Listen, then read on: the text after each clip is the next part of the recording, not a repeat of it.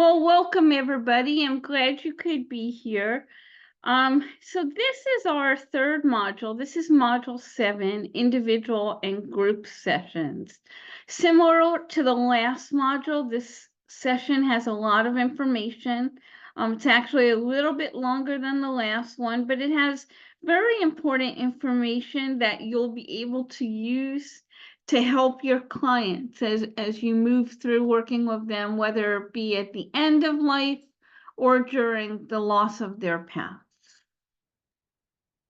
So here's our goals for tonight's group. And I will tell you that I'm going to change around the module a little bit, because when we do this course, we normally do it, and most of our students are in the veterinary field, but we also have people who are dog sitters and pet sitters and dog groomers and people who may be more doing individual or group sessions. So I'm definitely going to provide you with enough information so that between this webinar and the study guide, you will have all the information. However, I'm going to be focusing more on the information that I think you're going to need directly for what you all do with BetterVet. So here's some of the things that we'll be talking about. We're going to be conducting we'll talk about conducting individual sessions, conducting support groups, knowing what resources you can use to support your clients. And then probably the most important part for you today is helpful hints in terms of what to say and what not to say.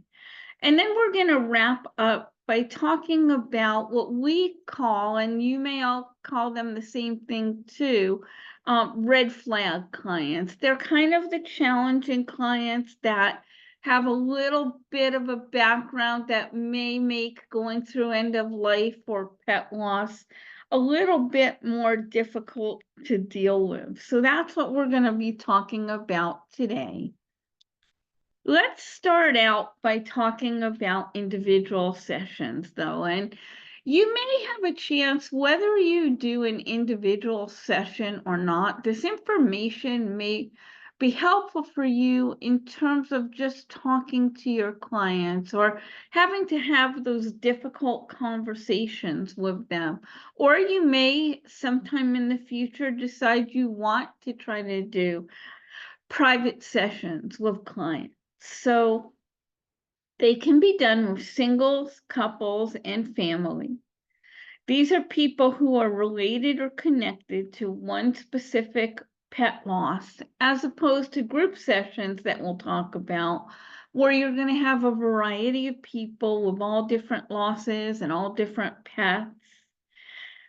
For those people who have never had any therapy or never really had that time where you're going to talk to a counselor, you may not be sure of how comfortable this can be for yourself or for your clients, and it can be scary and daunting in the beginning.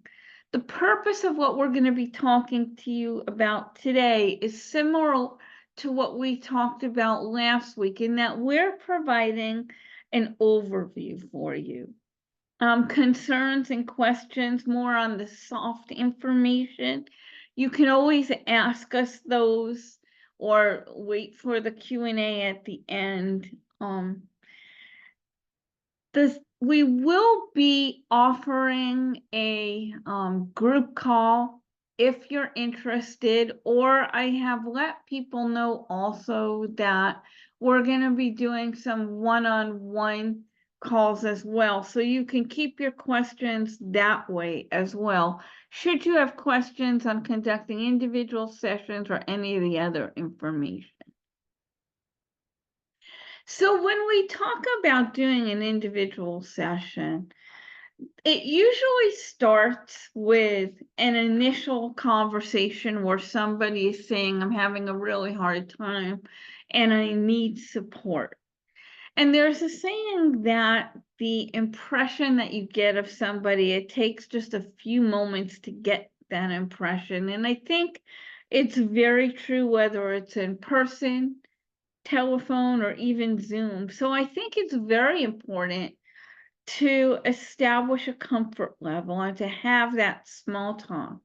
It's important to put your clients at ease. When I do my private sessions, I usually start out with something like, I'm really glad we're able to connect today, or I'm glad that you reached out for support. You're going to want to say something that makes them feel more comfortable. A lot of times, as I said, people have never reached out for any kind of therapy. And so they've been around people as well that have been saying things to them like, it's just a dog, it's just a cat, you need to deal with it. And they're already feeling a little uncomfortable about what's wrong with them, that they need to reach out for support. So our job is to make them feel comfortable, to make them feel like nothing's wrong. You lost or you're dealing with end of life situation for somebody that you love a lot. A lot of times I will say to new clients, this is your time. We can talk about your relationship with Fluffy, or if there's certain things and you'd rather focus on, whatever's going to help you the most.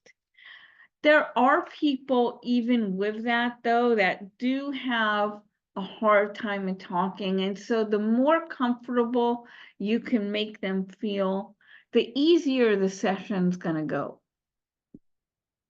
Some helpful hints for letting the session go smoothly. After you introduce the session and have some small talk with them, you're going to let them start to talk. And this is where you want to make sure that your client takes the lead. You're there, remember, to listen more and talk less. You're going to use some of the skills like validation. You're going to use self-disclosure when appropriate, open-ended questions, minimal encouragers, necessary silences. You're also going to stay self-aware because, as we've said before, you are going to hear things that are upsetting and that might trigger you. But you don't want to let them know that because they're really feeling uncomfortable as it is. Remember that tears are okay for both of you. Again, you don't want to get overly emotional, but it can help with the connection. At some point, you'll be offering them coping strategies and assignments to help them work through all of this. And I always talk about whether I'm doing an individual session or a group session, celebrating those little victories. So if you have somebody who's dealing with an end of life situation and they come to you and they say, I think I really have everything set out. So if Fluffy has an emergency, I know who to call. If this happens or that happens, any kind of little victory that you can say, that's great, good for you, that's going to help you a lot. It makes them feel good as well. And right now they need those things that can help them feel good. In terms of during the session, once you start getting to the end of it, it really is okay, if you set aside a certain amount of time to say something like, we've only got about another 5 minutes, and I want to be sure if there's anything that you need to discuss, that we have that chance to talk about it. You can ask them things. Are there any challenges you're facing in the upcoming week that you want to talk about? And then too, you may want to see if they want to meet again. So you can say something as simple as, shall we set a time for our next session? Do you want to let me know if you want to set something up? You'll get a sense as the session is going on what they're going to feel most comfortable with and what you're going to feel most comfortable with.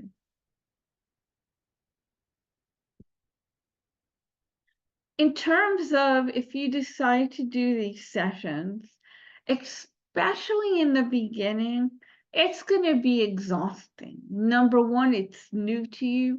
You've never done anything like this before. It's hard to hear losses. It's hard to be around people who are really sad, especially in the beginning. So you want to be sure to take good care of yourself. How do you do that?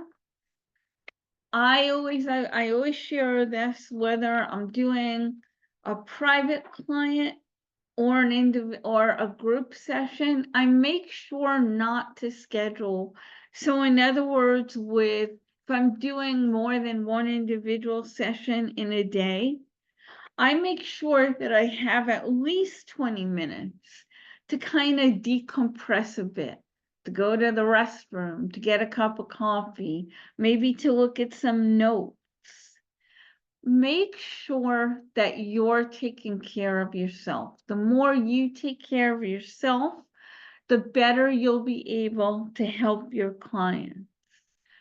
If you do set up one of these sessions and you don't want to, I guess, how can I say this?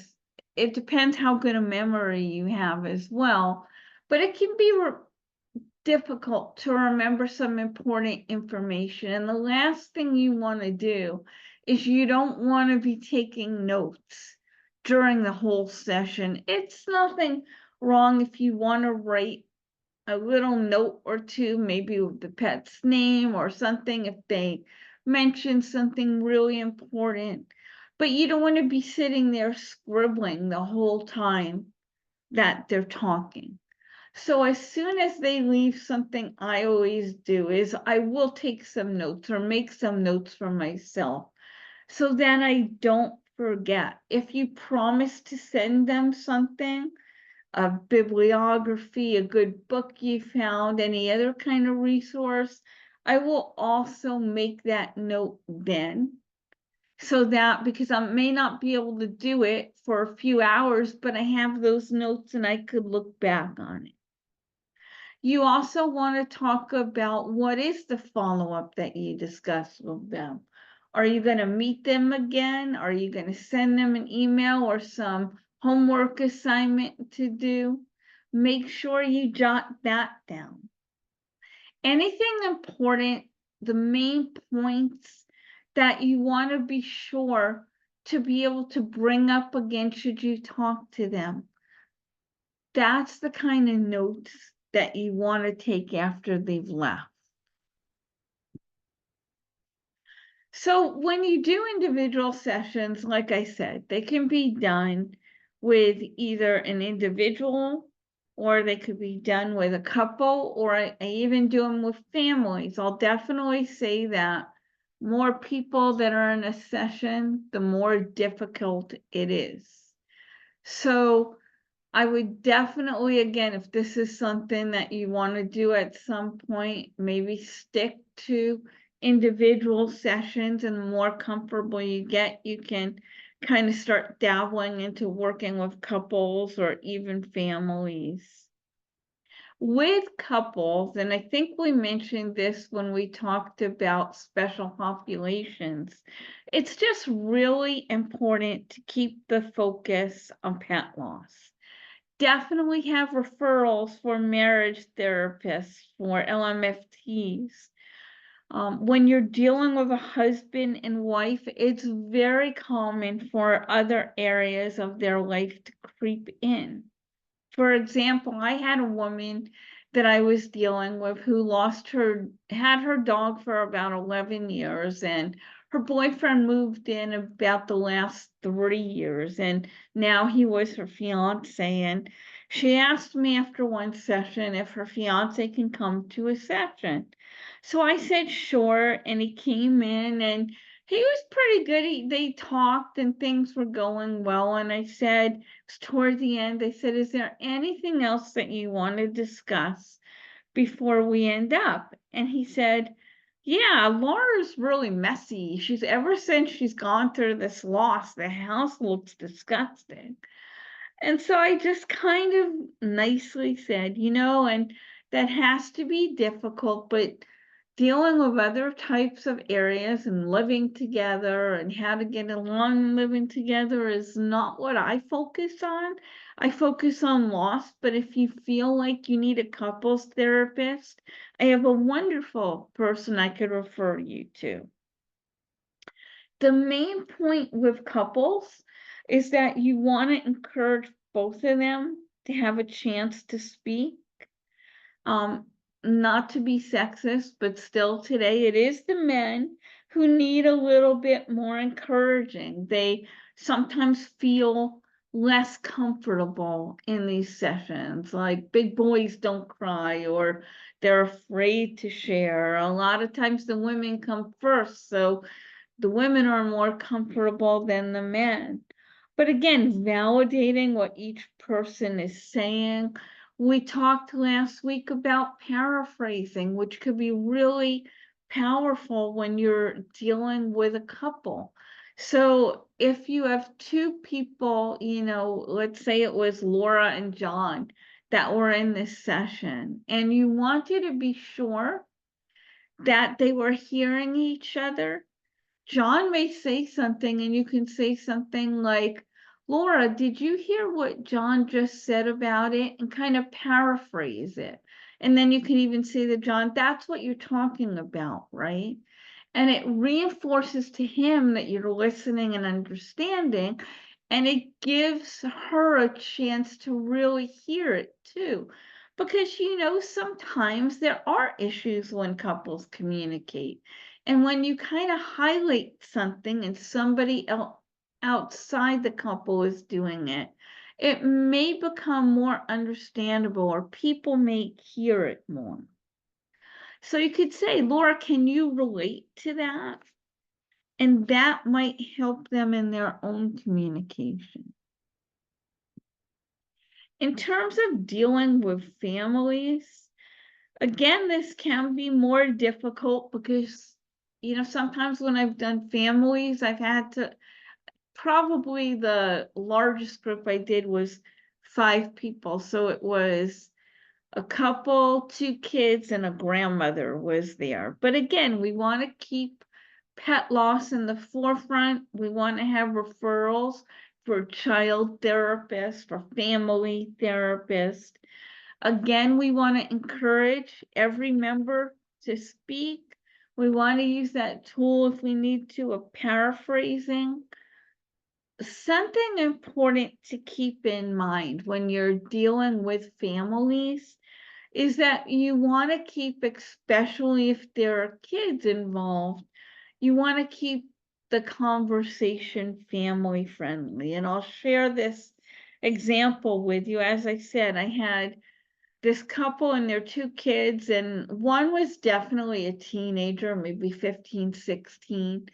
And then the other, probably, I'm going to guess, was maybe 9 or 10. And at one point, we were talking, and it was toward the end of the session, and the husband added in, and I just have to say, and I don't remember her name, but you've really been a cold fish throughout this whole thing. And I kind of understood what he was alluding to. And I think the teenager kind of smiled, but I don't think the young child understood it. And I said, well, remember, we have kids here. And so let's keep this about pet loss. If you like, I can definitely give you a referral for a licensed marriage and family therapist. Again, that we want to try to be sure everybody gets a chance to talk using validating. If family conflicts come up, we want to focus just on pet loss. If they start talking about, which is very common, both with couples and with families, you're gonna have people with different views in terms of when to get that other pet. And so something that I will do is I will tell them to maybe have a couples meeting or a family meeting every few weeks and talk about it, see how each other is feeling, bring up the idea of the loss and see how, or the idea of getting another pet and see how everybody feels about it. What you really want to do, I always tell both couple when you're dealing with couples and families, I will say go with the person who's having the hardest time.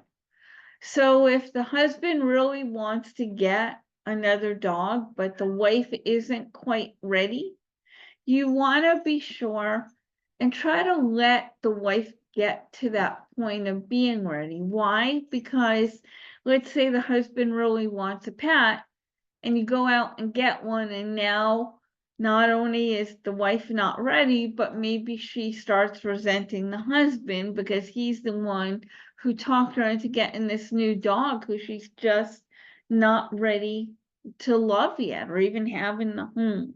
So you really want to work toward having everyone in the home at least in a similar place or having that open conversation about having pets.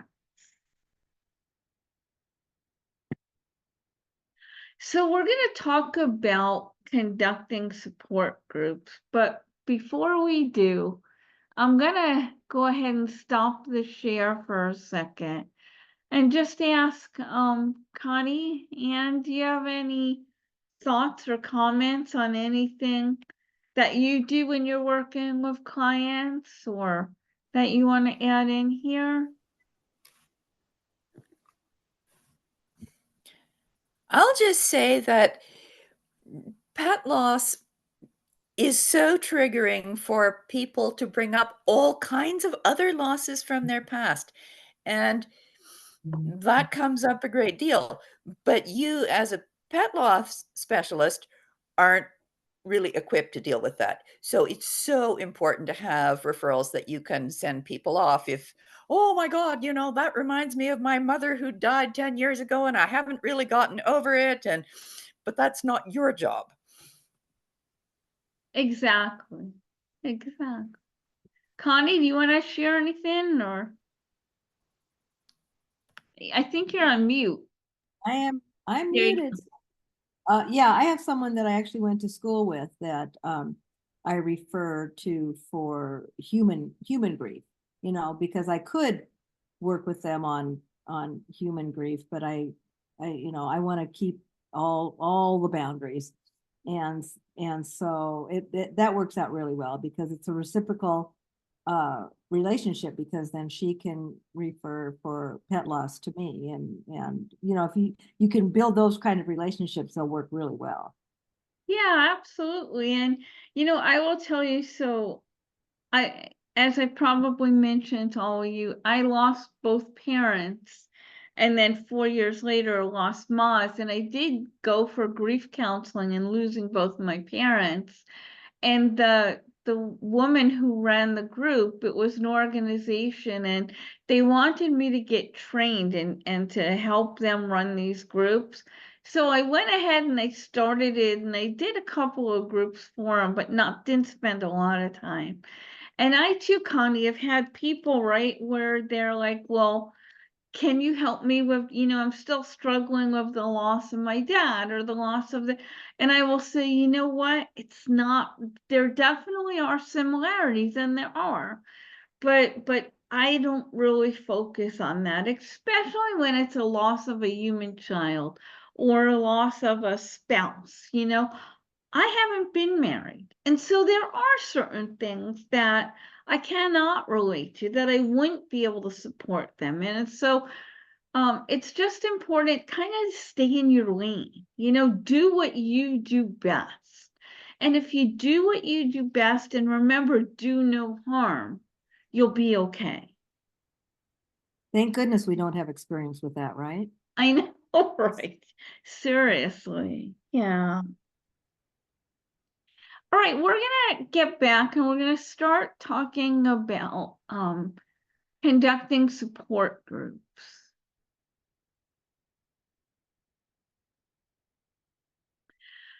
So I know a lot of, hold on one second, I just realized I didn't put this on.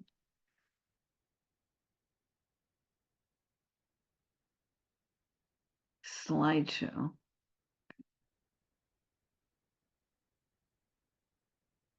There we go. A lot of people talk about possibly wanting to conduct a support group and what it takes to conduct a support group and how to conduct a support group. And we are, again, going to talk about some of the basics here. I will tell you that what we're going to talk about in this webinar is really what we call experiential support groups. And what that means is that we let the group run itself. And I'll talk more about that. So there are what's called psychoeducational support groups. And a psychoeducational support group might be something like a group focused just talking about guilt or anger or memorializing. In the groups that we run, people get to talk about whatever's on their mind and whatever they need to talk about at that time. I happen to think that groups can be very beneficial. It really does let people know that they're not alone, right? So we've talked about with pet loss, what a disenfranchised loss it is. And how it can you can kind of feel crazy when there's all these people around you who don't get it and you're really struggling. So having a chance to be around others who get it can make such a big difference. I also want to share, and I was just talking to a group a couple of days ago about, because with the pandemic, just about every group I know went from in-person to virtual. That being said, thank goodness we're at a point where people are getting and going out and getting around now. And I will tell you that the vast majority of people that I speak to do want to do things in person. So I still run my virtual groups, but I now am also running in-person groups. And I think you're going to find that people really, and I'll say this, I was very, very pleasantly surprised by how well virtual groups can work. But I do think there is something about being in person and being able to look at somebody or sit near somebody that makes a difference too. So that's why I think more and more people are going back and wanting the in-person support groups.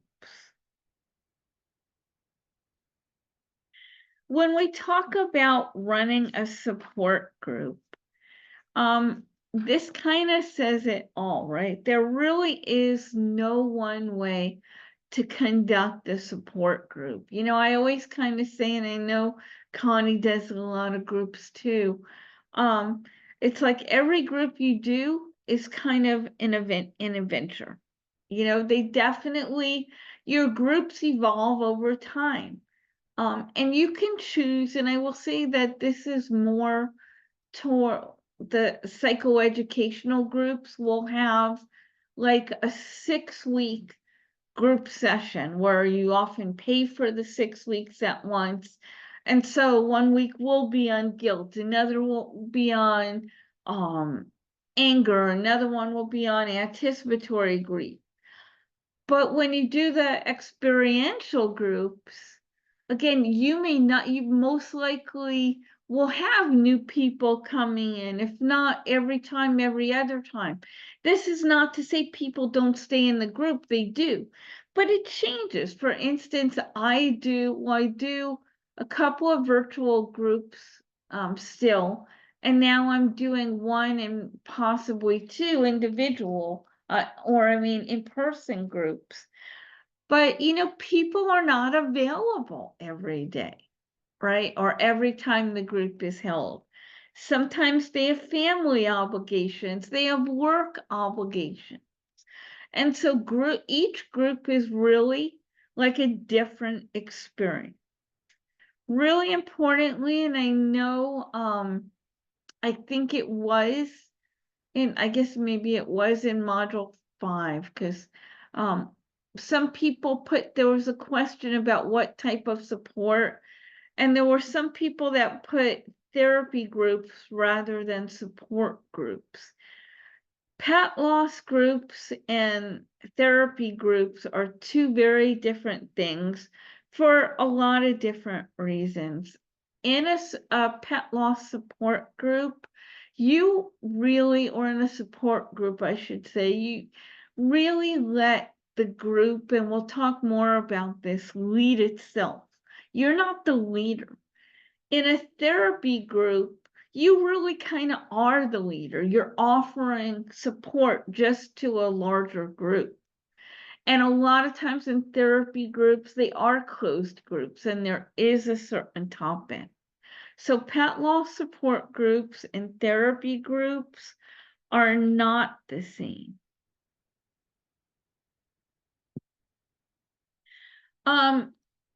In terms of setting up the group, there are certain things that you want to think about, right? So you want to, if you're going to do groups in person, you want to think about, where am I going to have the group? You definitely want to keep safety first and foremost in terms of area, in terms of parking, in terms of being able to get in and out. Lighting are important considerations. You want to think about the location, right? And I'm going to let Connie share on this when we finish this section. I know she does a group at an animal shelter. For a while, I did a group in a very large specialty hospital. For some people, those locations can be very difficult. And again, we'll talk more about it. In my case, they did put the group kind of away from the main hospital.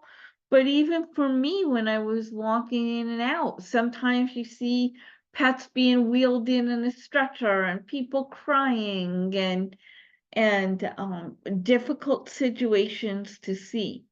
So you need to think about where you hold the groups. You want to think about things like how often you're going to have them. Are you going to charge? Who are the members of the group? For myself, I have adults in the group only. And when I say adults, I will let teenagers come in if they're accompanied by a parent. I don't let young children come in. For a while, I was leading a support group for young children, and it is different.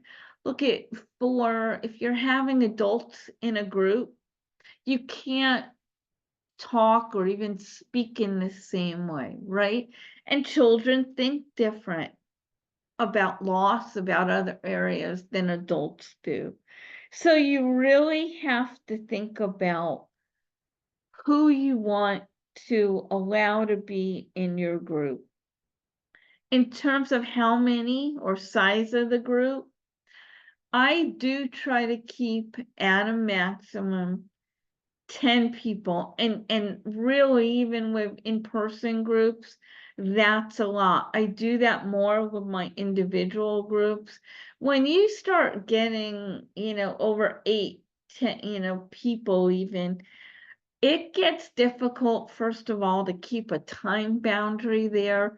But, a lot of people, it becomes more like a workshop than a support group. And you want people to be able to share. I'll never forget when I lost Maz and I was looking for a support group, and actually there was about an hour away a shelter that was doing a group once a month, but they were only doing it once a month.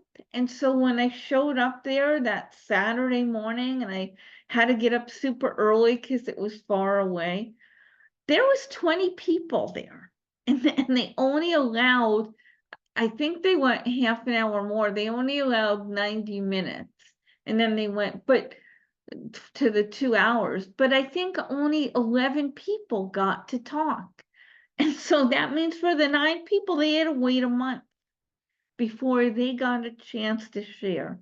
Not something you want to do.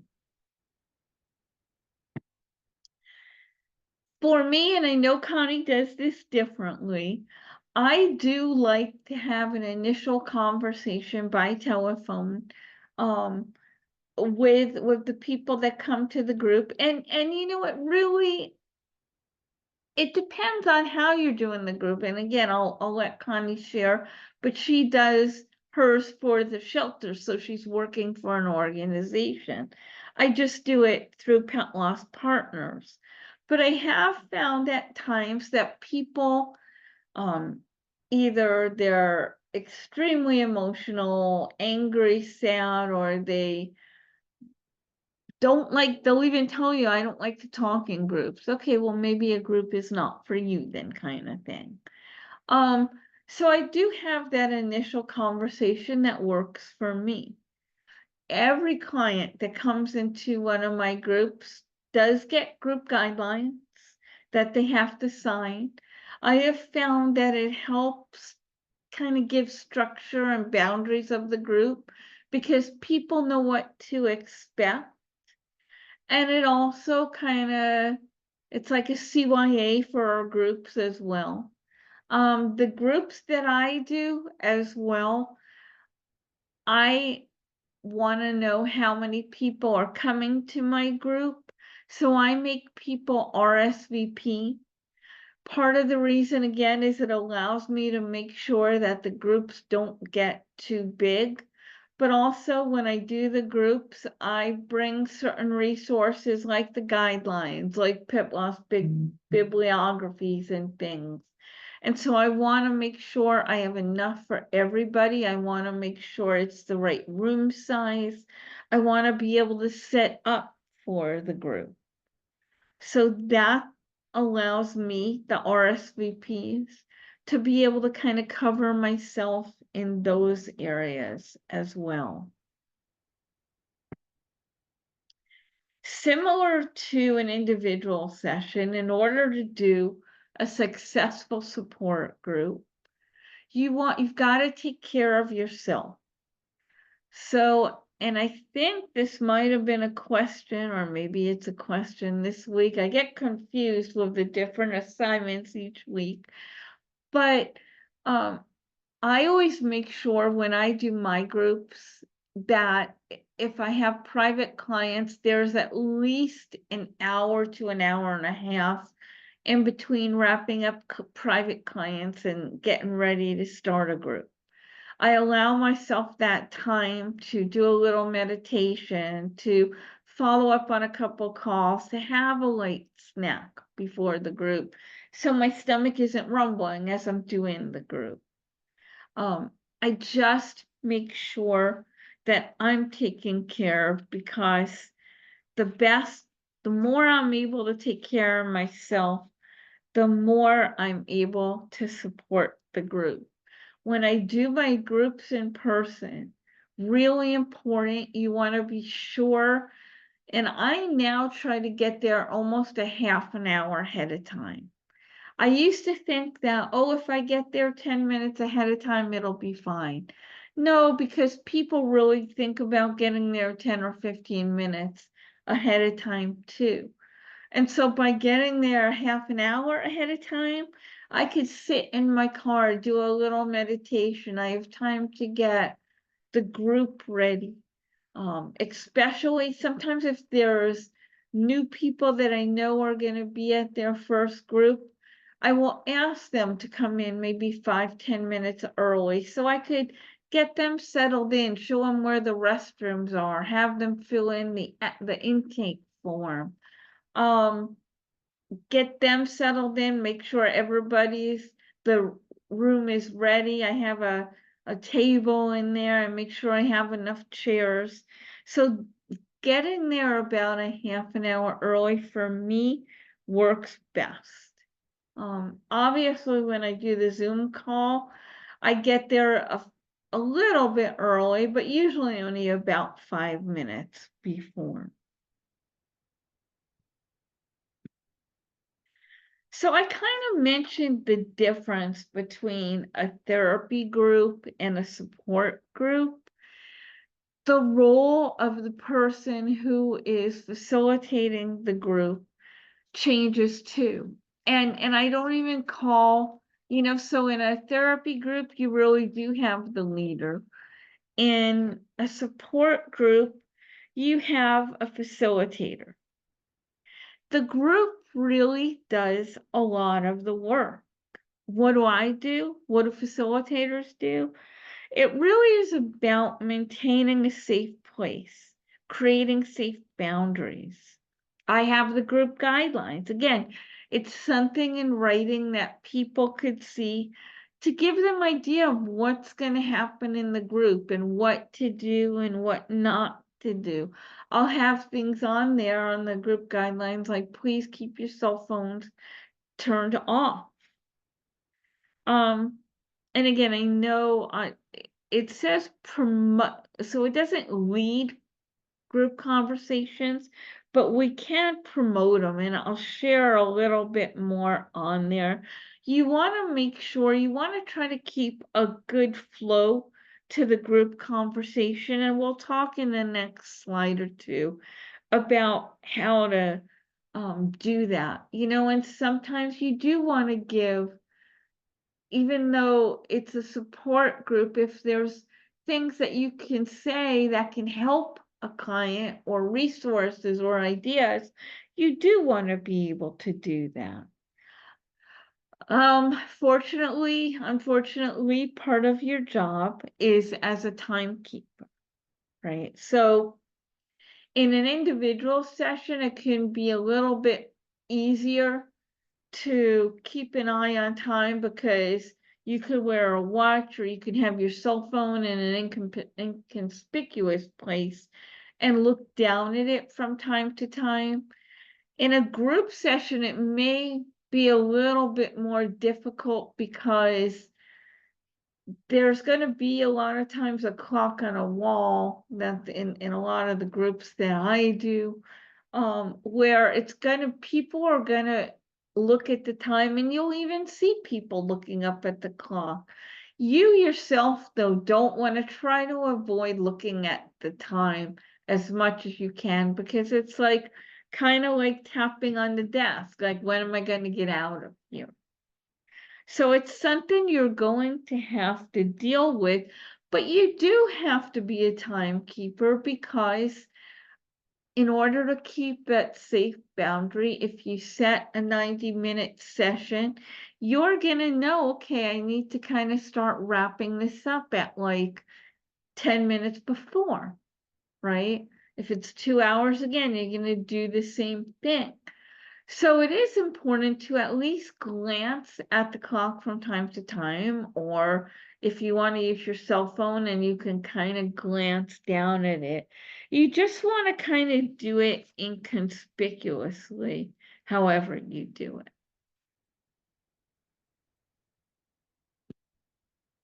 As I said, when I have a new member come to the group, I do like them to show up about 10 minutes early to kind of get them settled in, answer any questions that they may have, let them use the restroom, show them where everything is, let them fill out the intake form, the group guidelines form. When the group gets started, and I do this both in my virtual groups and in my individual groups, I'll often start out by saying something like, I know we may have some new group members, or just to be sure that we know each other's name, I'm just going to ask you to go around. You don't have to say anything else but your name, just so we know if we want to add something or say something about somebody, what they've said. We know the person's first name. So once I do that, there are times too that I might have an icebreaker, a topic. Sometimes if things happen, and I always go back when the pandemic started, right? And I started doing the virtual groups, and new things were coming out about the pandemic. And it's scary, and people were worried. And on top of dealing with their loss or anticipating a loss, they weren't sure about how safe it was to even go to the grocery store. So if something came up that was on the news, I might kind of say, I know we've all seen this, and if it's something that you want to bring up that's affecting your loss, please feel free. I will tell you, when the war in Ukraine broke out, I had people that would say things a lot of times in my individual sessions. Like, I feel really guilty for talking about the loss of my dog when people are losing their whole family.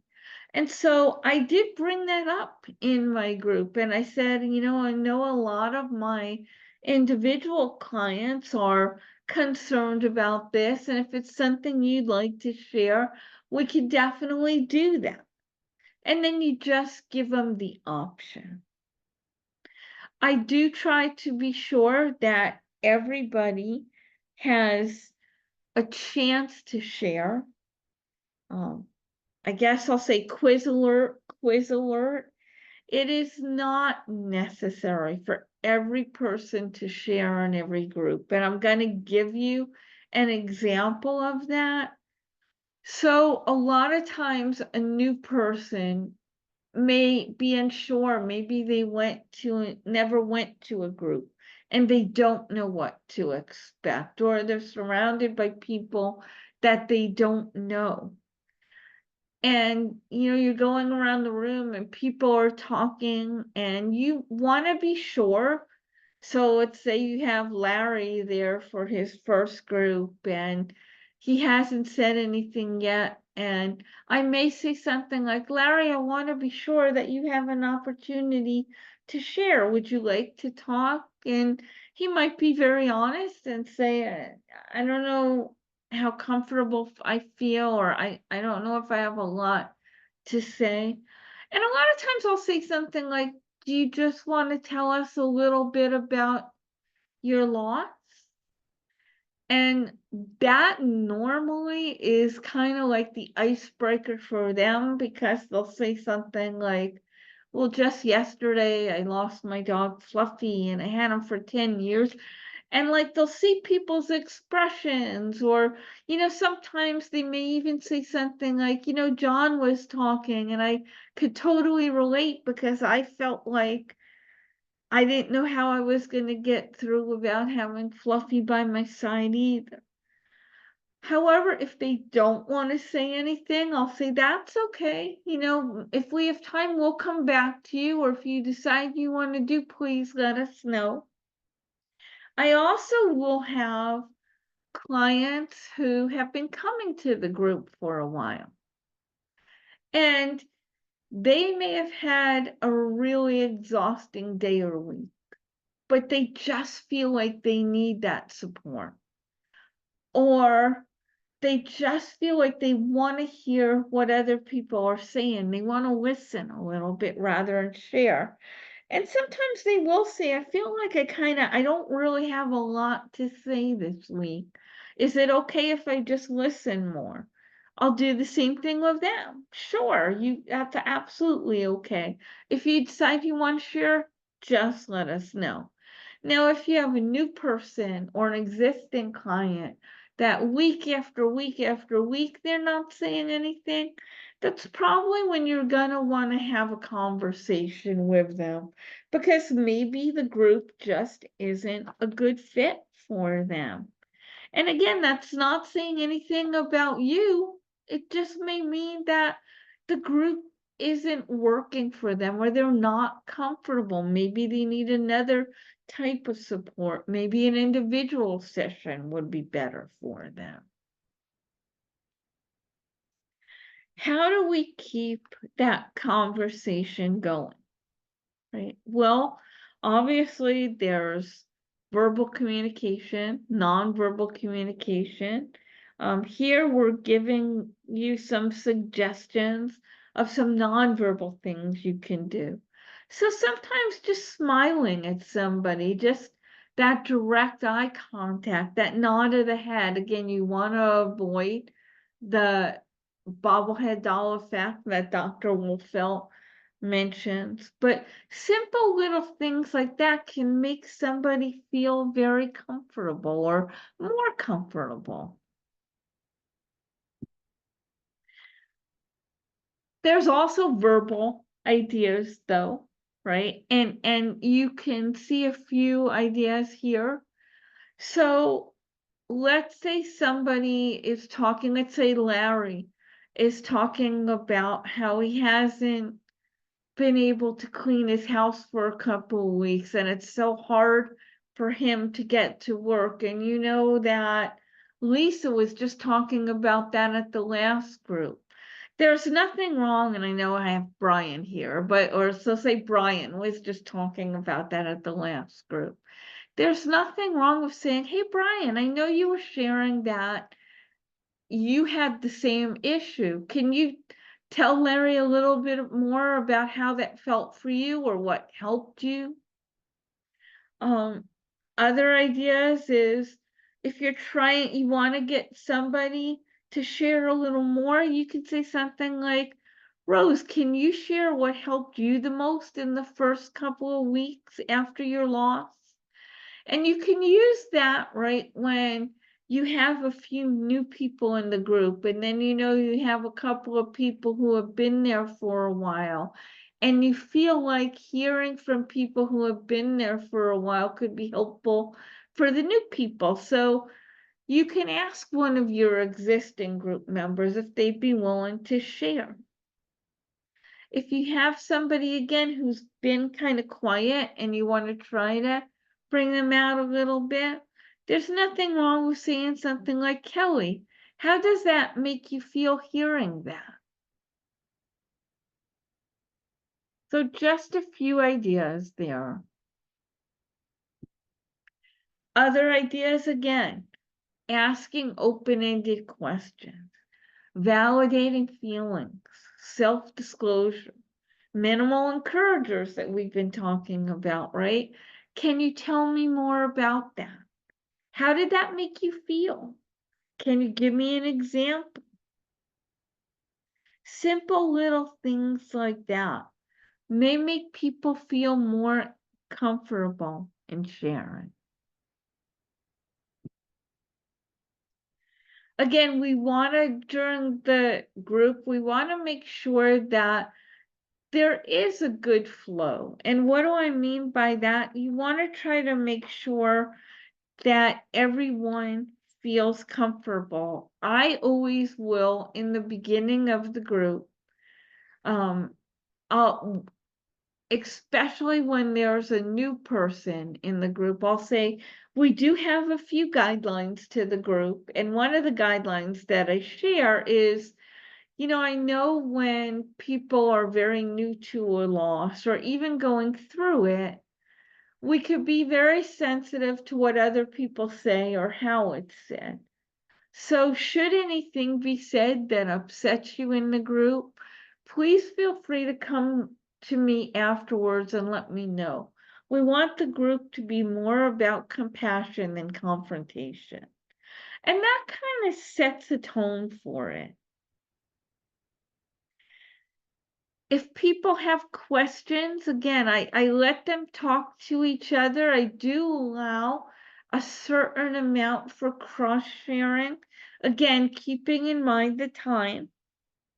I always, if somebody's in the middle of saying something and somebody starts to interrupt them, And we'll talk about this in a moment too. I'll say, John, why don't you let Sherry finish her thought, and then I'll go back to you and we'll let you share.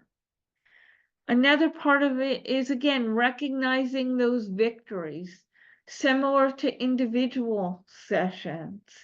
So if somebody in the group has been sharing about their house is really disgusting, they've been unable to get to work, they're late every day, and all of a sudden in the group they share, you know what, I've been on time every day this week.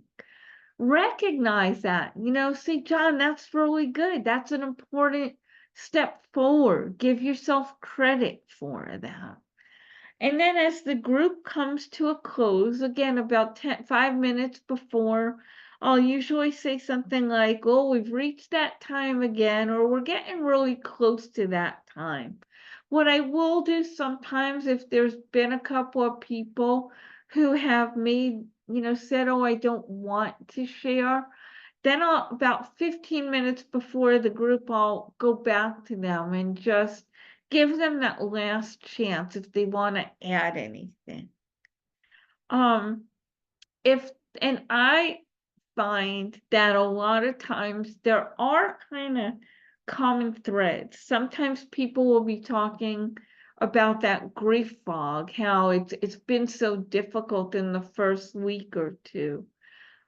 Sometimes people will talk about if a holiday is coming up, the difficulty in that, or an anniversaries or something. So if there is any kind of common theme, I will bring that up.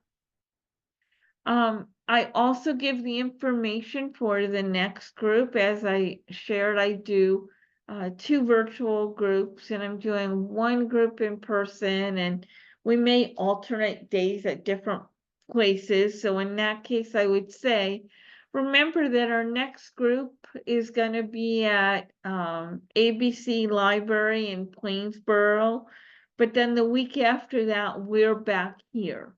So I'll do something like that so they have that information.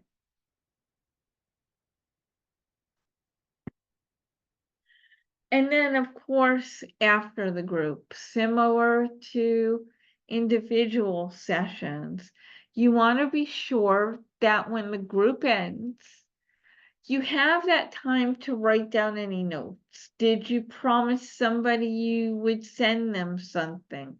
Did you promise that you would follow up with a phone call? Was there something that somebody said that they have an event coming up or they have a challenge coming up? You want to take those notes and write them right after the group, because undoubtedly you will forget them even by the time you get home or an hour after the group ends.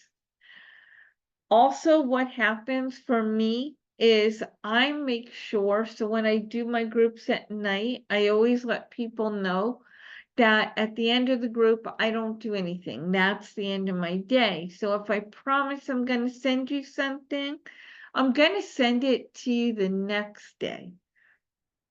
And again, I'll make that note so that I don't forget either.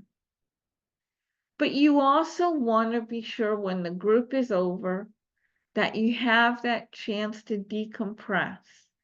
So I always say, when I do a group at a facility, when I come home, kind of much to the chagrin of my pets, I will get changed in my pajamas. I will lower my cell phone. Do things to kind of take care of me and kind of let me know, okay, it is the end of the day. Even sometimes when I do a group during the day, I'll try to go for a walk. Or for me, I'm a coffee lover. I'll have a cup of coffee or I'll call a friend. I'll do something that kind of signals to me, that's it, I'm done. It's also important to have that self-care buddy, to have that person you can call if you're having a hard day or if you've had a really tough group. And there will be times where you have a lot of new people or somebody brings up a very difficult loss that kind of triggers something in you. You know, we have, when we do the chats, we have a whole group, and even, you know, knowing, I know Connie does groups, I have other people who work alongside of me in the course. Something happens, I know I can call them and just go, oh, I don't even know if I handled this right, or I just have to share that with you. It's important to have that sounding board. So again, the information that we've been trying to provide is obviously an outline, some basic information. If you're interested in doing groups, if you're interested in individual sessions, there is more information we could provide for you. And a lot of it is just the more you do, the better you get. So before we go on to the resources and referrals, I'm gonna stop here and just kind of say, just kind of open it up, maybe Anne or Connie, if you have any comments about anything. Connie, I know you do a lot of groups. Yeah, and mine are considerably different from yours, which goes to show that there's really no one right way to do a group, because my situation's different. Mine are sponsored through the Seattle Animal Shelter, which is a government organization. So I'm under certain constraints that you wouldn't be, right? Right. So if your group is being sponsored by a city entity or maybe your vet clinic or something like that, you're going to be under certain constraints that Sandy isn't necessarily under with her group. And so we do have an inbox. So when people inquire about the group, they're returned the information on how to join the group. And then also a waiver, you know, by joining the group, I understand that this is only for pet loss only. It's not professional therapy, it's peer support and those types of things. So you want to think about that when you're starting your group, because I strongly recommend, and I know Sandy does that with her agreement, is you want to have some kind of waiver that people understand that this is only for pet loss support. So if you set that ground rule up in advance, you're going to have less likely, a chance of someone, wandering off into the woods. But it does happen. It does happen. I totally agree that about 7 to 8 people, mine are online. 7 to 8 people is good. Mine run for an hour and a half. And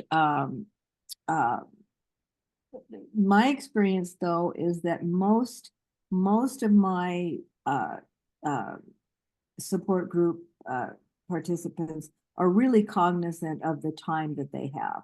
So people kind of just do a little mental arithmetic and go, okay, it's an hour and a half, there's 8 people here, I get 20 minutes or whatever, And so you'll really be surprised at how well the group will moderate themselves and control themselves. And I know we'll talk about the monopolizers later, and you will have those. And then the other thing is I agree. I have people who just come in and are just absolutely so devastated they can't talk, but they just want to feel part of a community. And I think that's really valuable, just to feel that there's other human beings that have experienced that same pain. And in my experience, most often than not, they will start to talk after a while. They'll just, I just can't talk. And then they will start to talk. I don't have, I've never really had, I don't know if I've ever had somebody who absolutely did not say anything, but like you said, just listen, we're here for you if you want to share, and whenever you're ready to jump in, just go ahead and jump in. And then I completely agree about taking a hot bath and having a glass of wine afterward. I didn't mention or whatever you eat, whatever, coffee, whatever you want, Well, wine is good too, or maybe some martini. You will hear some sad stories. You will hear a lot of sad stories. And I also have members, I've had members in my group come weekly for about a year, almost weekly. And several of them just want to be there to support new people who come in. It's actually, they just kind of want to feel that sense of community.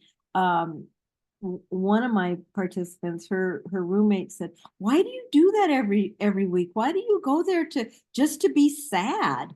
And she says, "This is where I can be sad. And that's what groups do. This is a safe space where I can go once a week and I can be sad, and people will understand." And so that is one of the greatest gifts of groups, I think too, is just that feeling of community. And here I can go, I can be sad, and people understand. And I say, we're just all here sad together. Yeah, yeah, and it's true, Connie, in a couple of things. I mean, and we talk about this, whether it's an individual or a group session, you will get those people who it's like a one and done. They just need to come in and know they're not alone, and know that their thoughts aren't crazy, and maybe get some coping strategies, and then they're off on their own. And A then lot of them are like that. Yeah, a lot of them. and then you'll have people who will be like, they'll stay for a few months, or they'll start out coming to every group, then they'll come maybe to every other group, and then maybe once a month, and then you have people, right, who will come anniversaries, holidays, birthdays, at times that they're really struggling. I'll tell you the best one that came back, and this was when we were still meeting at the shelter. She came back. She lost her little Boston Terrier, and she was really suffering. And after about a year, and she came like weekly, and then, like you said, monthly. And after about a year, she came back to show us her new adopted rescue Boston Terrier. Yeah, yeah. And so I'm like, yes. And Connie, are you going to be doing your groups in person again, or? I don't think so. I don't think so. Yeah, yeah. We really get a bigger turnout online. And honestly, it's downtown Seattle. Traffic is terrible. And like you said, the venue, there's always barking dogs, because we're right above the kennels in a conference room, and there's always barking dogs downstairs. The one good thing is that we always called it kind of a bait and switch, where people would come after they've been a couple times, and then they would start to walk around the cat room or the dog room. And we were hoping that, yeah, eventually they would adopt a new friend, and they would eventually. But yeah, I don't think we will. And did you have anything to share? You're on mute. No, you're not. Now, now you're on mute again. Ian, you're on mute.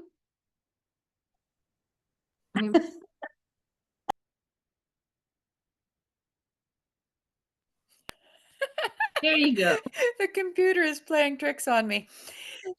Yeah, no, I'm sorry. I haven't been brave enough to try a group yet myself. I find I have enough to deal with just coping with individual people. Okay, well, that's fair too. And this is the thing, I mean, I think when we do this work, and I will tell you, and I didn't share this, but I will again, and or I think I might have shared it in the first module, but I didn't share it today. I mean, is that I have had a lot of veterinarians ask me, like, do you think we should do groups? And I will say no. And I say that for a few reasons.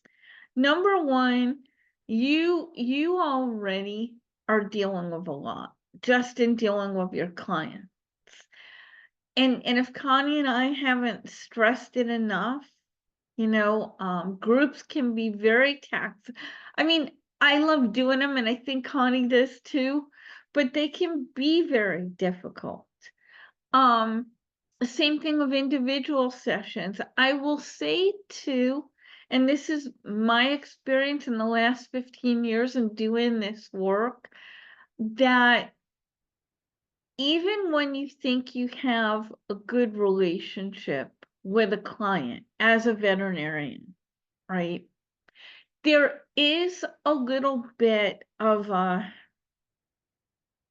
trying to think of the right word here, a little bit of a hesitancy to share, because and I'm not saying this in a bad way, right? You look at things differently than a pet, just I'll say just a pet parent will, or a pet owner. Pet parents are much more emotional. Not that you're not emotional if you're a veterinarian, but you have all this knowledge behind you, and so you can reason a lot easier. And sometimes it's hard to you hear people saying things, and just like you want to fix their pets, you want to fix them. And in this work, as we talked about with companioning, our job is not to fix them. So generally, I will suggest that, we have had veterinarians who will have like a vet tech or a receptionist sometimes do it, but I don't suggest that the veterinarians themselves do it for those reasons. I mean, Anne or Connie, do you want to share anything on that? No, I think you covered it. Okay. All right, well, let's go on to the next session, or next section, I should say. We're kind of getting there. Whoop.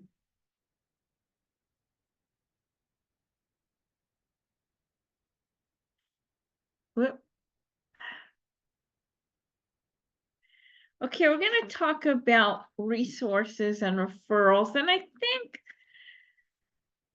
we kind of brought this up a little bit in the last webinar as well. And it's the fact that you don't have to have all the answers for everyone. It's not even your job to have all the answers.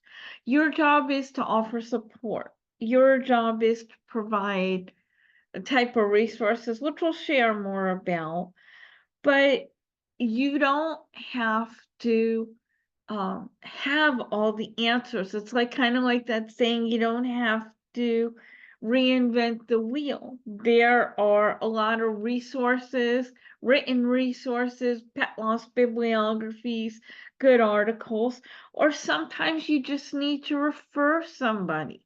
Maybe you need a CBT therapist, maybe you need an EMDR therapist.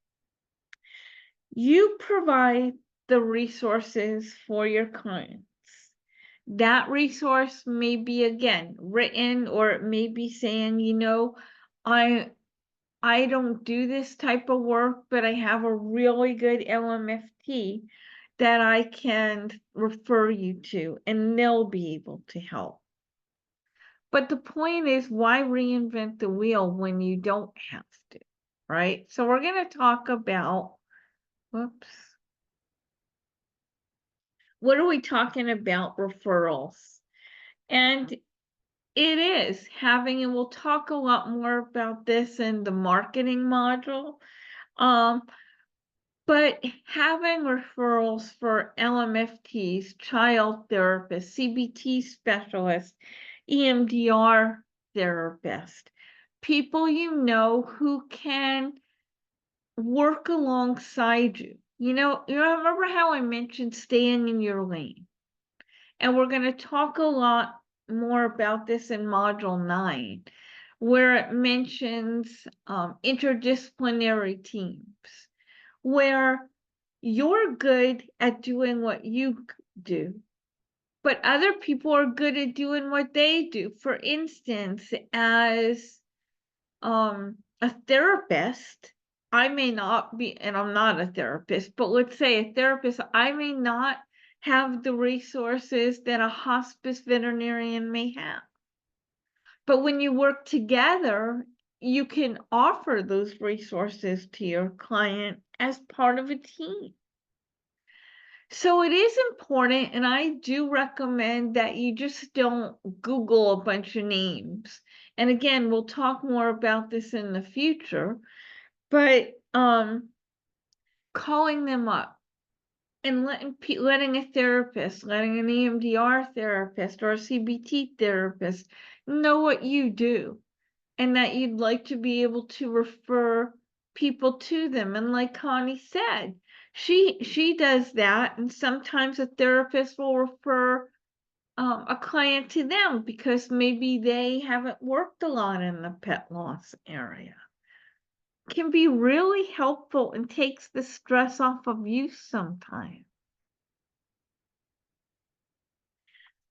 And then we talked again about resources, right? I have a coping strategies handout that I give people. I have a pet loss bibliography. Got a really good article on guilt that I've helped a lot of people. Sometimes you can have age-related material. So you might want to have, I use rack cards, but you may want to have a brochure information on how to support a senior or a child through pet loss. You may want to have information about memorializing your pet. And again, you don't have to reinvent the wheel. There are things out there. So if there's a good article you like, read it first. Take the time to go through it.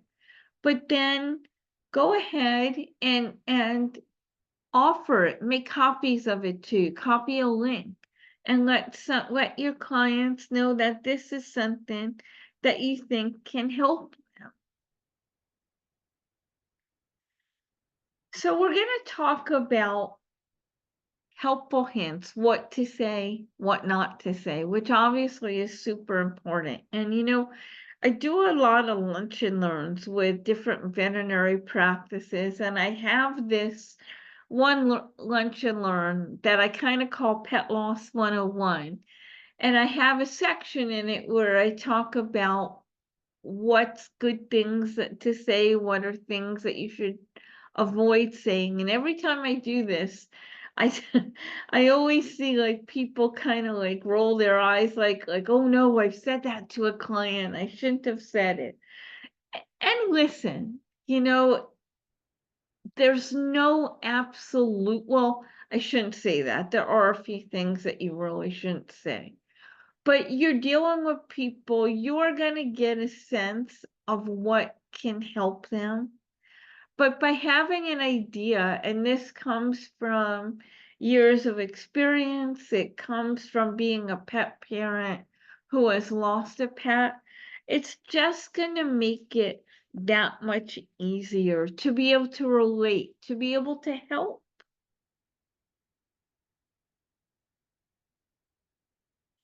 So before we go into the exact what to say, what not to say, and I've talked a little bit about this, how important validating what your clients is saying, right? Letting them know that what they're saying, they're not crazy, that it's normal when you go through a loss, that you feel these things. And even coming to a group can be validating for a client. Using some self-disclosure. I always, will tell my clients that, yes, I've been doing this work for a lot of years, but I'm also a pet mom who lost a very special boy going on 17 years now.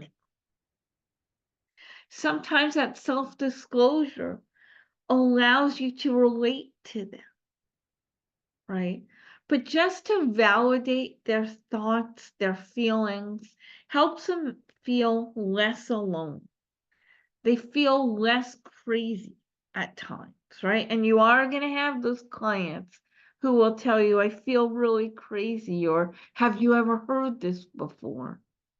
Again, that's where the groups can be really helpful because they'll hear people say similar things.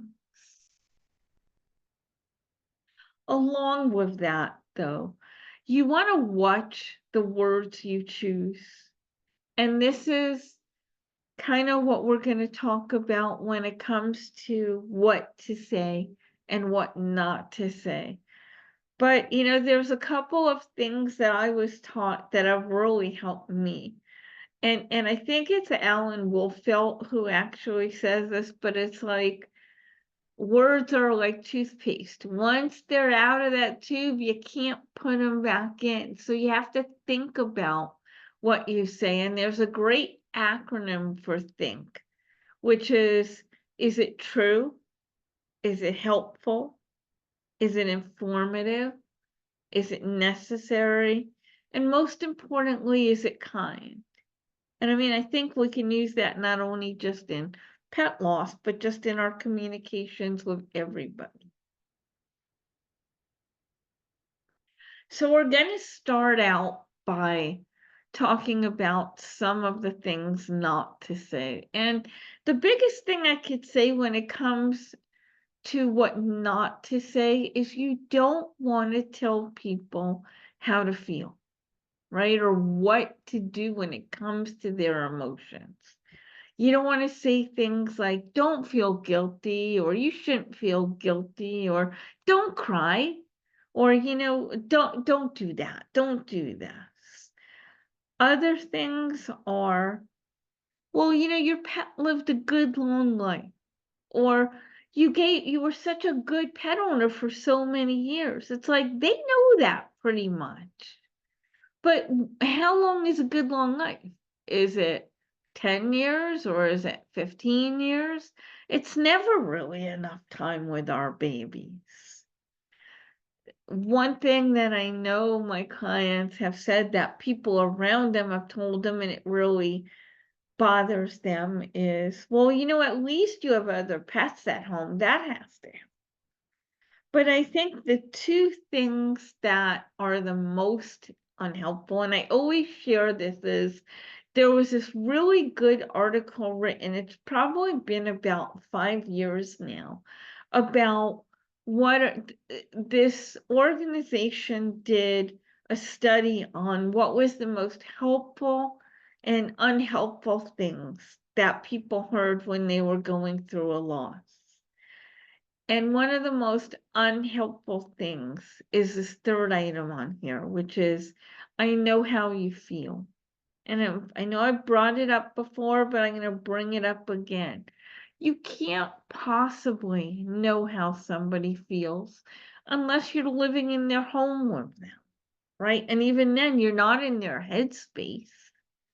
So there's nothing wrong with saying something like, I can imagine how that must feel. Or that sounds like that had to be really difficult. I could imagine how hard it was for you. But you don't want to say, I know how you feel. Or I can relate. There's nothing wrong. Or if you're using some self-disclosure, I went through cancer with my dog Scotty too, and I remember feeling similar to that. The other one that I really tell people to avoid, because I know my clients don't like to hear it, is this last one. Time heals. Does it really? Or is it really just another day? Isn't it really what you do with the time? And then, you could say, well, it's going to get better in time. And I remember I've had several clients. It's like, can you tell me when? Is it a week? Is it a month? When's it gonna get better? And then if you tell people, well, you'll see it's gonna get better in time. It's like, and it's not getting better after the first month, they're still really struggling. They could start feeling like, what's wrong with me, right? Why isn't it getting better in time? So you want to try to avoid something like that. What are some of the things that are helpful to clients? Here's a list of them. And again, in that article, the thing that was most helpful are these 4 words. I am so sorry. just saying that with, empathy and understanding can mean so much. And sometimes that's all you need to say. You don't need to let people know that you get it or that you've been through something similar.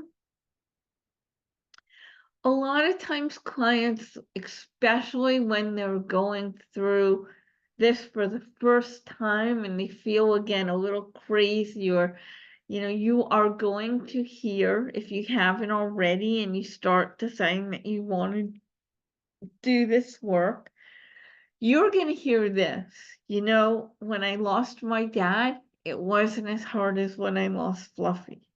And then they'll say something like, I'm sorry, I know I must sound like a really horrible person.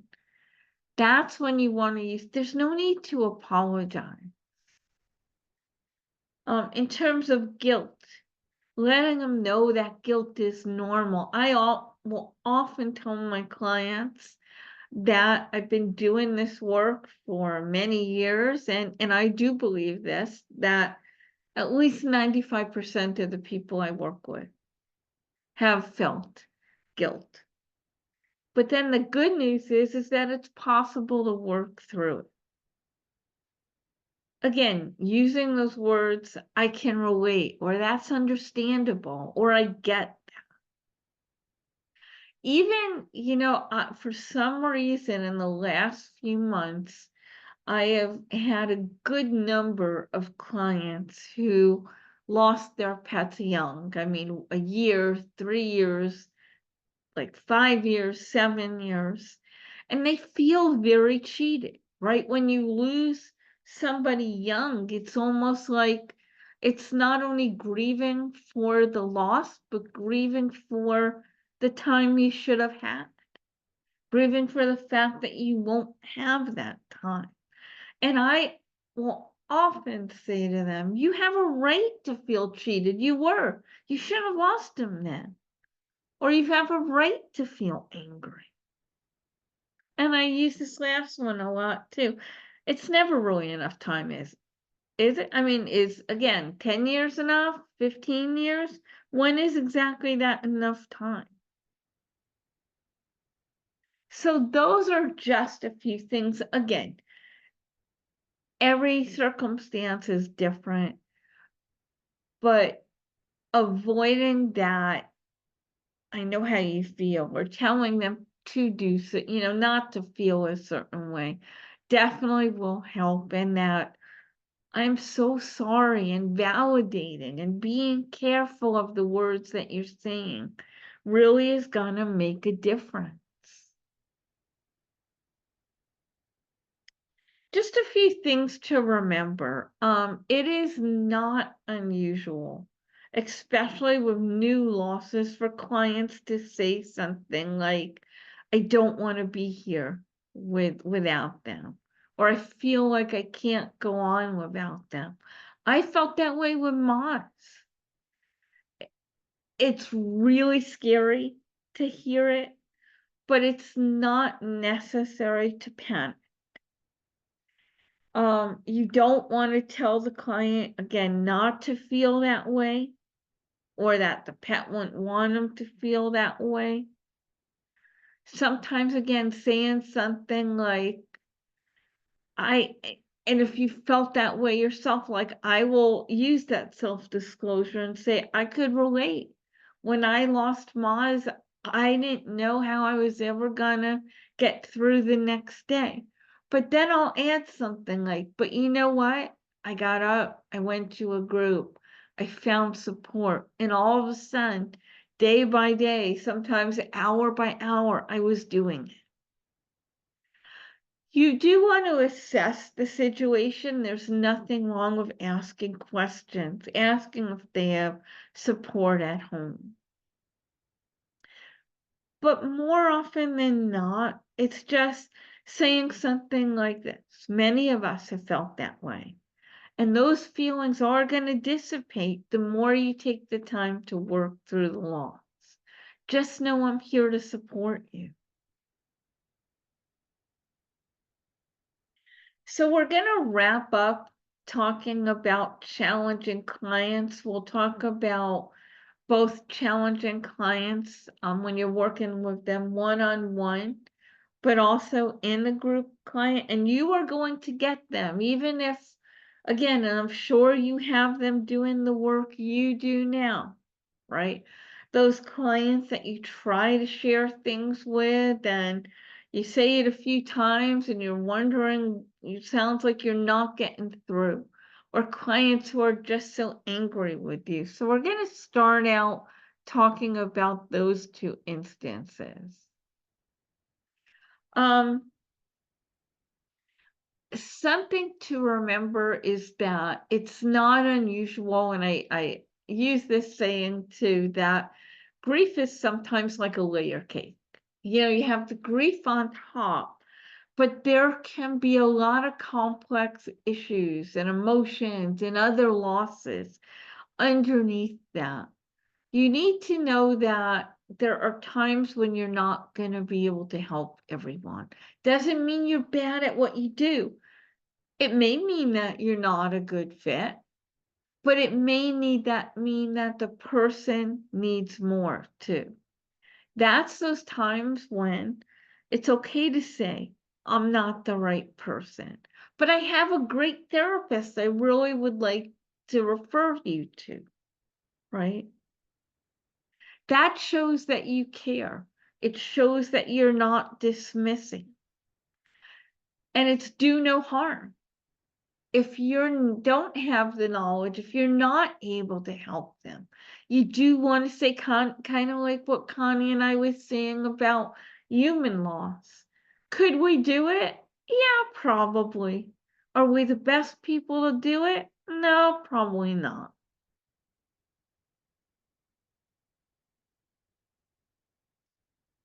So again, we are going to start out by talking about challenging individual clients.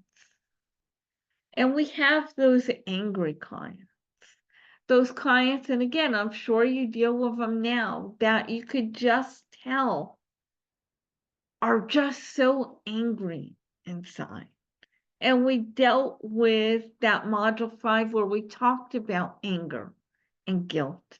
And a lot of times that anger really has to do with they're just scared. They don't know what just happened. All of a sudden, their dog was just diagnosed with cancer.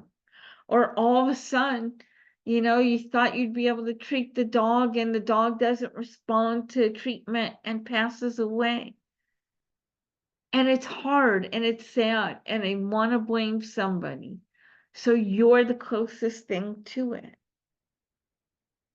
Sometimes knowing where that anger comes from, being able to identify that source of the anger can really make it a lot easier to deal with. It's so easy to take it personally, but so important to not when it's not about you. And if you can remember that, if you can kind of say, you know, I know this person's upset. I know this person's sad. And they are taking it out on me. It makes it a little easier to deal with. Again, you've got tools now to help people deal with anger. Offer them, use those strategies. Stay self-aware though. It's so easy to be reactive, but being reactive is not going to help you and it's not going to help them. Staying self-aware can just take that tension down. Not reacting, because if they're angry and you react, they're going to react back.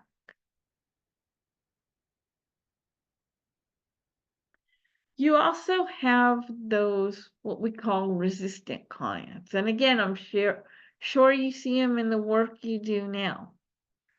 You offer an idea, a possible treatment, a possible behavioral idea, and they'll say things, no, that's not going to work. Well, another thing you can try is, no, that's not going to work. Well, the same thing happens to us who are offering support. You offer a coping strategy. Yeah, I don't want to try that. You offer like a homework assignment, like writing a letter. No, I don't like to write. And you start to put your hands up, right? Internally, you're like, I don't know how to help this person. And again, there are times when you're not going to be able to help that person. But when you can identify the source of the resistance, and again, it could be sadness, it could be fear, it could be not understanding, it can definitely take it down a notch. Just even saying something, and I do this. In the beginning, I was very uncomfortable with it.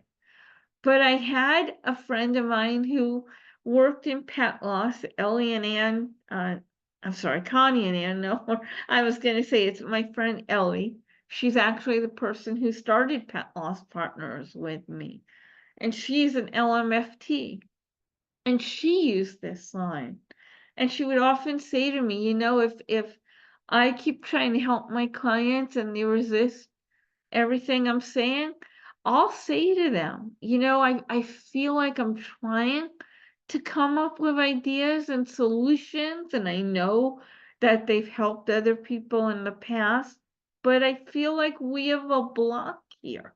But then you want to make sure you put it on yourself. So you want to say something like, is it me? Is it something I'm saying that is upsetting you? Or is it, am I not understanding what you need? When you say something like that, all of a sudden you're being really vulnerable with that person. And a lot of times it'll work and make them kind of like snap out of that piece of it and kind of go, geez, maybe I am kind of being a little harsh.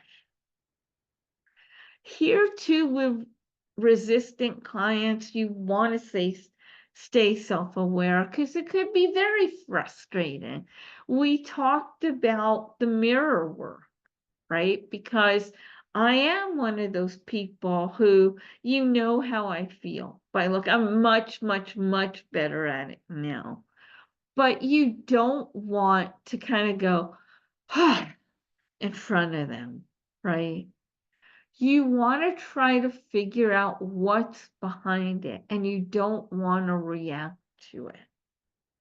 The more you can do that, the more you're going to be able to help them. We're going to wind up talking about challenging group clients, and Connie kind of mentioned one before, and she is right. It is very true that when a group knows it's going to be 90 minutes or a couple hours, and they know it's a big group, they will try to by themselves kind of limit what they say, as opposed to if you only have a few people there, they may feel a little more comfortable in sharing longer. But you are going to get clients who are more difficult and who are going to give you a run for your money in these groups. And we want to talk about a few of them. So we have this one. We have Thelma the therapist, and she's not actually a therapist, nor is her name normally Thelma. But it's that person who feels like, and it could be a person, I hate to say this for people who have been in therapy for many years, but you learn a lot of these little clicky phrases, right? Or maybe you have a family member who's a therapist, and you just think like you have all the answers, or Thelma thinks she has all the answers, and she will interrupt and try to let people know. How do you deal with somebody like Thelma? Something like this might work. Thanks for sharing that, Thelma. Is there anyone else who would like to share? And then you go back to the original member. Erica, did you want to add anything that you didn't get a chance to say?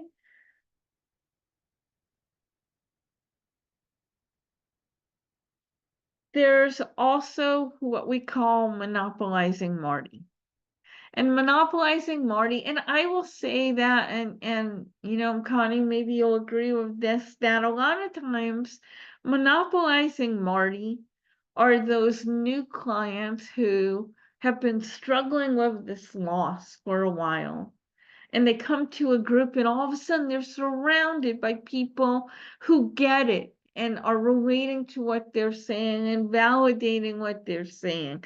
And it's like they just want to keep talking.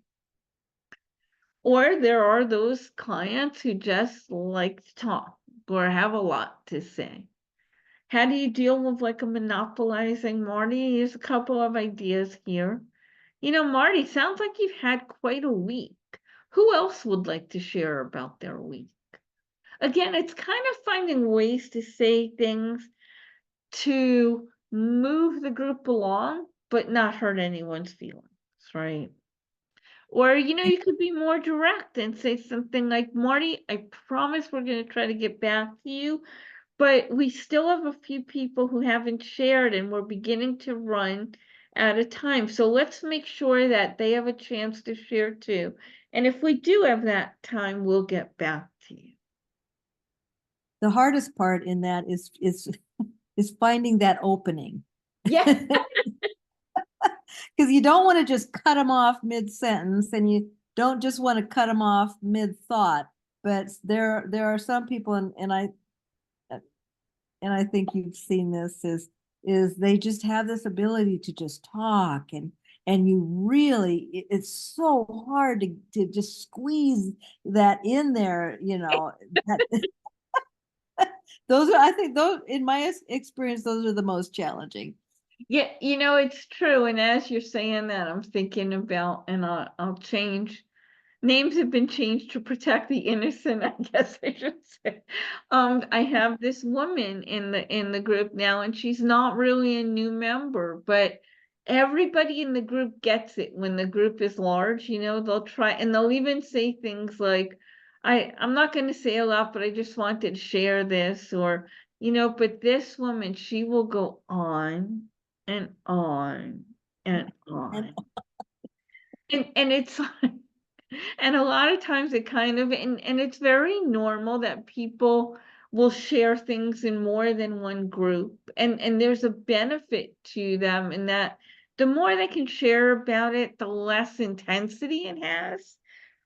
That being said, you do need to, Connie, you're absolutely right. It can be hard. And sometimes I'll go, as she's talking, I'll say something like, of course, or yes, and I'll try to interrupt with those little phrases, and then maybe I'll try to say a couple more words than yes. But I think monopolizing Marty with people who have been there in the group can be really hard at times, because there are people who just don't catch on. Yeah. Yeah. We also have, and I can't get rid of this line. Who is this one? Oh, interrupting Ida. Okay. That's the person who, it's that somebody says something and maybe they've already had that chance to share. But let's say Connie, let's say I've had that chance to share, and then Connie says, I have to share, a couple weeks ago when it was my birthday, I had a really hard time wanting to celebrate. And all of a sudden, I'm this interrupting Ida, and it's like, oh, Connie, I know, me too. And it was my birthday. And poor Connie is trying to share about this experience. But all of a sudden, and it's not like any of these people mean to be malicious. It's just that something comes to them and they just have to share it right then. So how do you deal with somebody like that? Again, a couple of ideas. Well, there's some interesting things being shared, but I want to be sure Connie or Bill gets to finish their share first. Again, we can try to come back to you, or Ada, that's a valid point. Let's have Connie finish her thought, and if we have time, we'll revisit that topic. it's just like a nice way of trying to let them know you want to hear what they say, but this is not exactly how the group runs, and kind of getting them to adapt. And a lot of times I will say, Connie, and I don't know if you've had this, when you do kind of interrupt that, when you have that monopolizing Marty and you're able to get a word in there, or you've got that interrupting Ida, a lot of times when you are able to kind of stop it, they'll say, "Oh my gosh, I'm sorry. I didn't mean to interrupt," or "I know I'm talking a lot," and it's like, "No, no, no. It's okay. I know you're getting used to how the group is run, or, we do want to support you. We just have to stay in the time limit." Yeah, And they do know. yeah. Yeah. Again, I think Connie, right? For me, I think a lot of times is it feels so good to be validated, right? To Right. finally get people to go, "I get it, and you're not crazy," or "I felt that way too." And then we have disruptive dentists. And I will say for me, like the disruptive dentists are probably the most challenging because sometimes they don't really consider other people's feelings or opinions that much, and they will let you know their displeasure, and so it may be like, oh, I'm trying to think of an example really quick I can use. Connie, do you have one, or I'll try to think of something like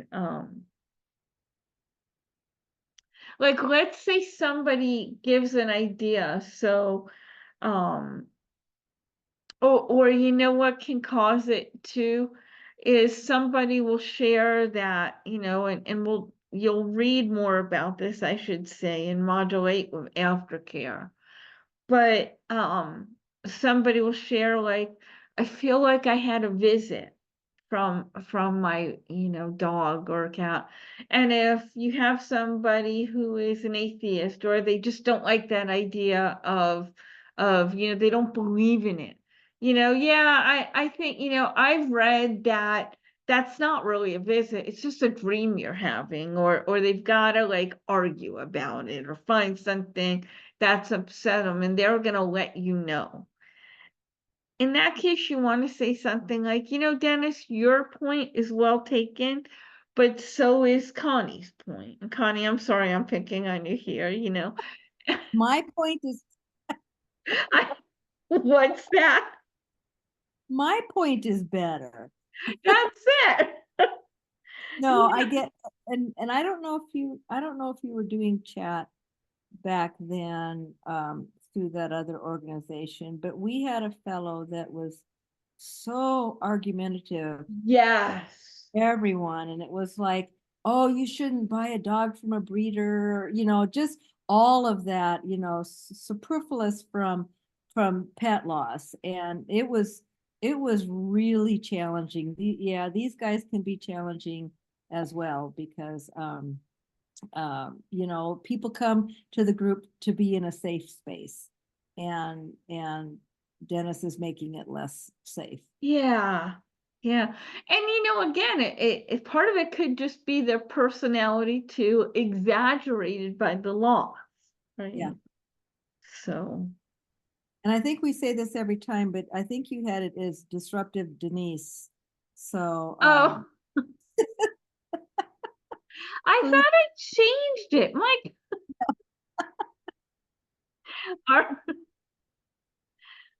all right. Well, we're gonna have to get that correct. Okay. And then just a couple of minutes on this idea of at-risk clients. And I know there's a couple of veterinary practices, and they actually use little red tags for those difficult clients that come in.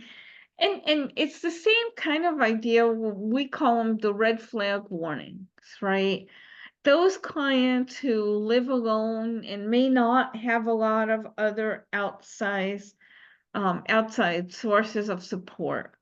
clients who, it may be, for instance, you have to let them know that their pet has cancer, or and they start feeling, oh, I should never have fed them Purina food, or, they start putting them, and it's somewhat obsessive. It's more than the normal, guilt.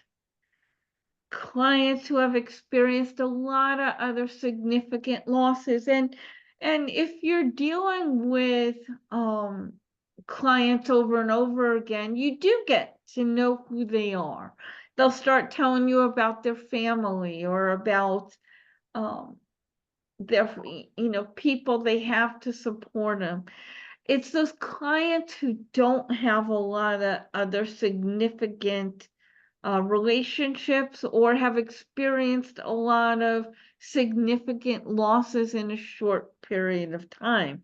I may actually consider myself, when I lost Maz, somewhat of a little bit of an at-risk client, because I had lost both parents, both mom and dad, in a 4-year period before that. And so that's a lot of loss. I wasn't married, I had no children.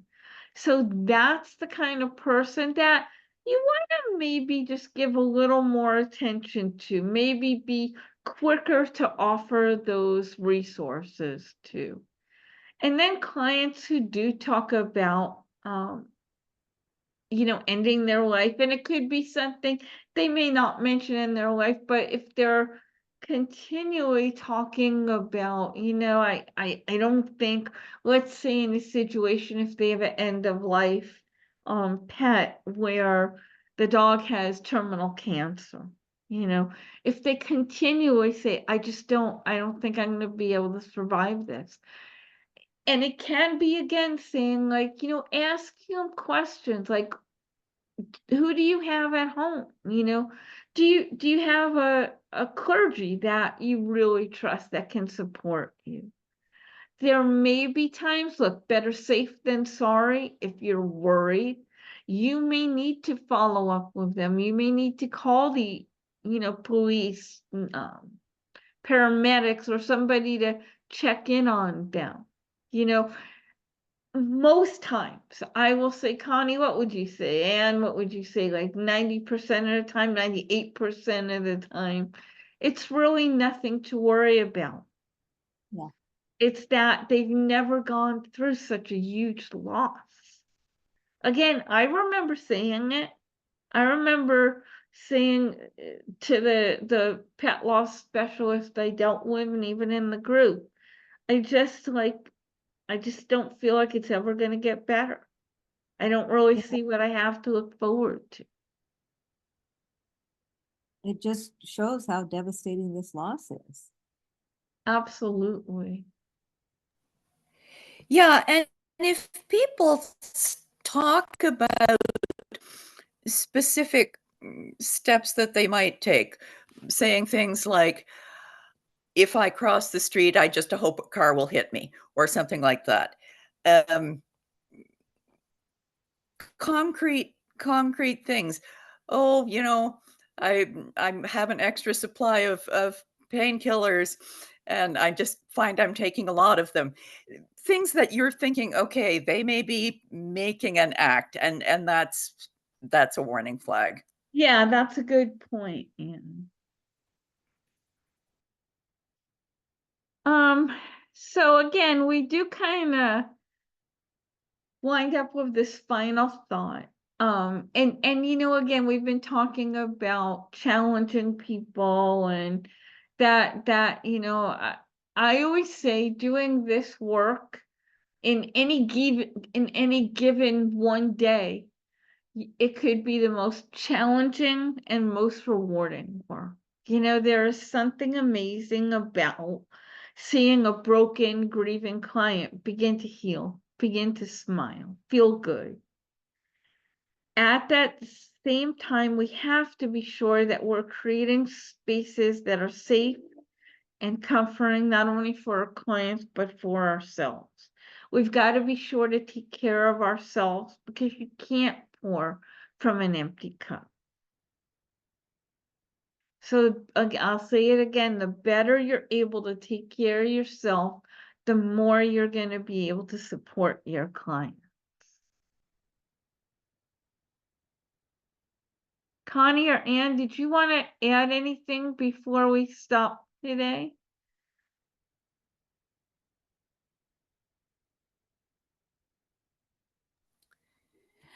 Unmuted.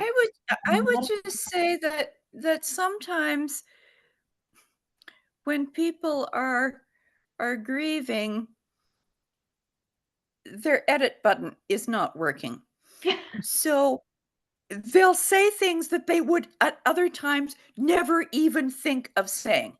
And so you can't take that personally, because it's not directed at you. It's just where they're at. Yep, very true. Yeah, Very their true. emotions are on the surface. What's that, Connie? Their emotions are on the surface. Yes. Yes. And again, it goes back to the self-care, but it goes back to kind of realizing that if you can kind of realize that when we talk about this in module 10, a lot of times, like it's like that shoot the messenger mentality. You know, you're there and they're gonna kind of use you as a punching bag, whether you're a veterinarian, whether you're a vet tech or a receptionist or a pet loss specialist.